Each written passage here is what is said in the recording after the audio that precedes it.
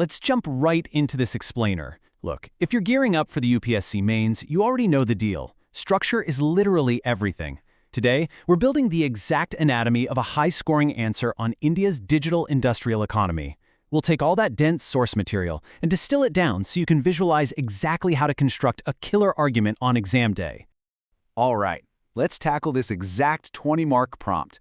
When you're staring down a question like this, you've only got 250 words to prove to the examiner that you truly grasp the big picture. So, we're going to break down the core terms, pinpoint the exact friction that's holding the industry back, and look at the ultimate impacts of digitization. That is how you lock in those top marks. Here's our roadmap for the explainer. We've got the core digital linkage, key issues, industry implications, some high-scoring live examples, and then the way forward. This is perfectly structured to mirror exactly how you should organize your thoughts and your essay in the exam hall. Okay, starting with Section 1, Core Digital Linkage, we are laying the conceptual foundation right here. To kick off your answer, you got to define your baseline. Like, what does digitization actually mean in the era of Industry 4.0? It's definitely not just about putting some computers in a back office. No, it's about the deep physical integration of specific tech. Think AI, the Internet of Things, cloud computing, big data analytics, and robotics directly onto the factory floor. The absolutely crucial point here is that a factory's competitiveness today depends entirely on leveraging these exact tools for real-world productivity. And this creates a fundamental conceptual engine which works in a very specific flow. Step 1, digitization, inevitably triggers Step 2, increased efficiency and higher quality, all while driving down costs. Now that exact combo, that's the formula for Step 3, industrial competitiveness, which ultimately yields our final step, higher exports, massive growth, and new employment. Seriously, memorize this sequence, guys. It is the absolute backbone of your essay. Right, foundation laid. Let's move to Section 2, key issues and roadblocks. Time to run the diagnostic. To nail this prompt, you have to diagnose the friction in the system. What's holding us back? Examiners want to see that you understand this complex web of challenges. First up, we've got a severe skill deficit. We desperately need workforces trained in AI and data analytics, not just basic IT. Then, there are massive cybersecurity risks, because obviously the more connected a factory is, the more vulnerable it is to getting hacked. Add to that the huge initial investment needed for automation, which is just incredibly tough for smaller businesses to swallow. And finally, the whole evolving landscape of data governance and privacy concerns. Now here's a critical nuance that's going to make your answer really pop: the digital divide. It's a stark contrast. On one side, you have massive corporate adoption in tech hubs like Bangalore or Pune. But on the other, you've got struggling MSMEs in Tier 2 and Tier 3 cities facing very real broadband and infrastructure gaps. It's a totally uneven playing field. Pointing this out proves to the grader that you have a deep, realistic understanding of India's actual economic landscape. Okay, so understanding those roadblocks brings us right into Section 3, implications for Indian industry. This is the prognosis. What happens when we actually get this right? Pivoting from the problems, let's look at the direct impacts of successful digital integration. Fixing that friction we just talked about leads to some massive boosts. I mean, automation slashes downtime, and predictive maintenance drastically cuts costs, which shoots productivity through the roof.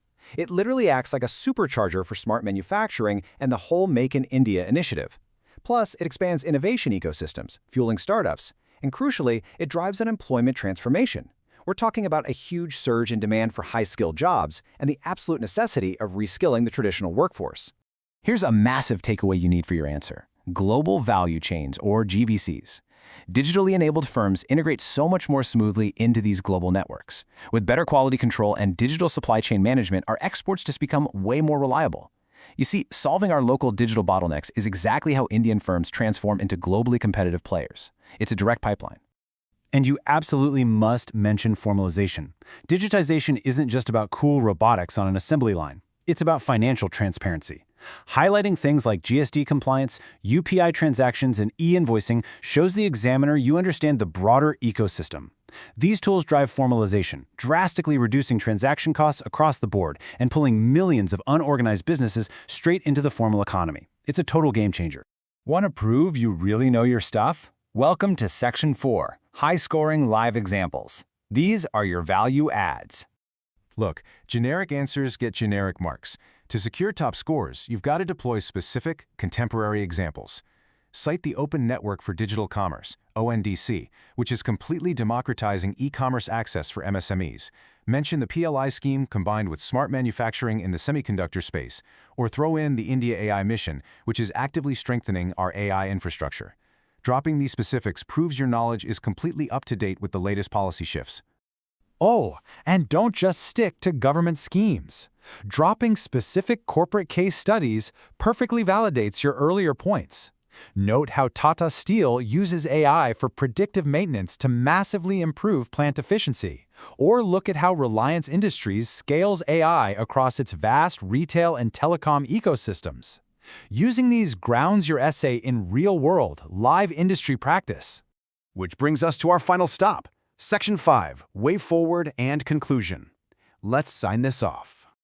As we hit the conclusion phase, we need to present actionable solutions and wrap everything up. Keep the Industry 4.0 framework in your head as the ultimate destination. It's the strategic convergence of AI, IoT, and cloud into smart manufacturing to maximize productivity and lower costs. This is the big goal all our policy recommendations are aiming for.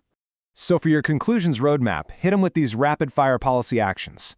We absolutely must strengthen BharatNet to fix that infrastructure gap. We need to heavily incentivize MSME digital adoption so they don't get swallowed by the digital divide. We've got to fiercely enhance cybersecurity frameworks. We must expand skilling through Skill India and Digital India. And critically, we have to build indigenous semiconductor and cloud ecosystems so we aren't heavily relying on imports for our own digital backbone. You can close it all out with a powerful synthesis. Something like, by bridging infrastructure, skill, and cybersecurity gaps, India can realize the vision of a technologically empowered and self-reliant economy. It's punchy, it's forward-looking, and it hits every single keyword. Armed with this structure, you are ready. But ask yourself today, as a future policymaker, how will you ensure Indian industry adapts fast enough to truly dominate this fourth industrial revolution? Thanks for joining this explainer. Keep studying, stay sharp, and I'll see you in the next one.